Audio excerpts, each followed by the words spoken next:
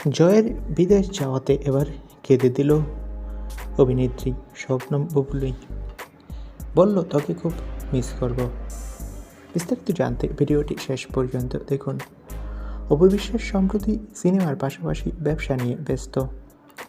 অপু বিশ্বাস সম্প্রতি একটা ইন্টারভিউতে বলেছে, ছবির পাশাপাশি আমাকে ব্যবসায় সময় দিতে হবে, বাচ্চাকে সময় দিতে হয়, আমার কিছু সোশ্যাল ওয়ার্ক থাকে, সব মিলিয়ে শুধু অভিনয় নিয়ে ব্যস্ত থাকতে পারবো না।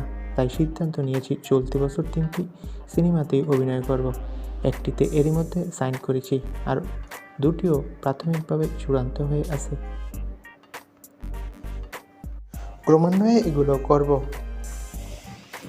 প্রযোজনা সংস্থা থেকেও একটা সিনেমা বানানোর পরিকল্পনা আছে বলে জানান অভিনেত্রী।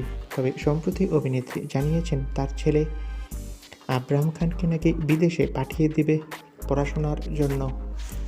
এই খবরটি শুনেছে অভিনেত্রী শবনম বুবলী। শবনম বুবলী বলেন, আব্রাহামকে আমি খুব ভালোবাসি। ও যদি বিদেশ চলে যায় তাহলে আমি ওকে খুব মিস করব, কিন্তু আমি চাই ওর ভালো ভবিষ্যৎ হোক, ভালো করে পড়াশোনা করুক। তো বন্ধুরা, বুবলির এই মন্তব্যে তোমাদের মতামত কি? কমেন্ট করে জানাও। ধন্যবাদ।